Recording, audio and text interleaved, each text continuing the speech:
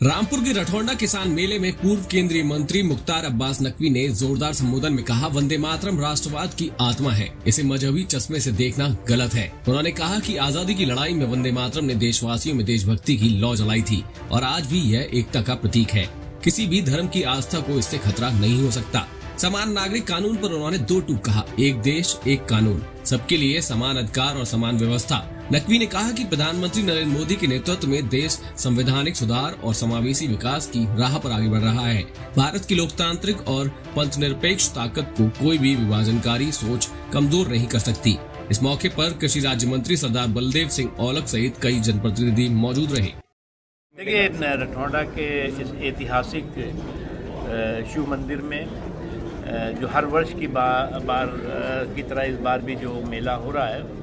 उसमें हमें आने का अवसर मिला है।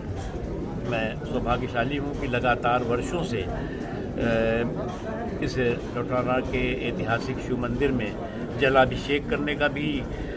मौका मिलता है और साथ ही साथ जो है वो इस मंदिर के आशीर्वाद भी मिलता है। आज जो है वो दुनिया में अगर आप देखें तो भारत की जो धाग और धमक है उसका एक ही कारण है कि भारत में सनातन और सुशासन के संकल्प का अमृतकाल चल है और भारत के में जो सुशासन और सनातन की शक्तिपीठ बनी है उसने जो है वो भारत, चाहे वो अंतर्राष्ट्रीय व्यवधान घमासान हो और चाहे अंदरूनी व्यवधान हो, उसको पछाड़ करके भारत को लोकतंत्र के ग्राउंड जीरो का ग्लोबल हीरो बनाया है। कुछ लोग जो है वो आज फिर से एक बार उनकी जो है वो सोच और सनक जो है वो वंदे मातरम को लेकर के सांप्रदायिक संक्रमण से भरपूर दिखाई पड़ रही है। कुछ लोग फिर से जो है वो वंदे मातरम को लेकर के जिस तरह से अस्पृश्यता और असहिष्णुता का व्यवहार करते दिख रहे हैं, उससे एक बात साफ है कि ये वो उस मानसिकता से, मुस्लिम लीगी मानसिकता से ग्रसित हैं जिसने कि आज़ादी के समय में वंदे मातरम का विरोध करके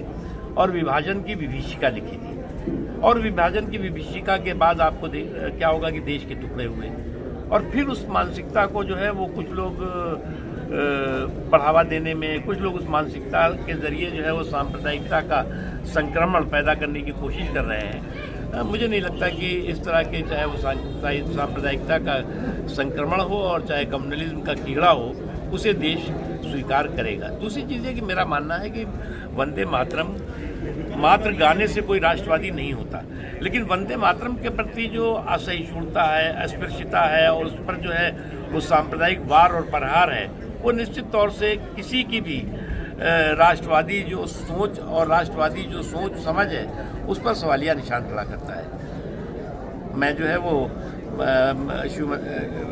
भगवान शिव के मंदिर में जलाभिषेक भी किया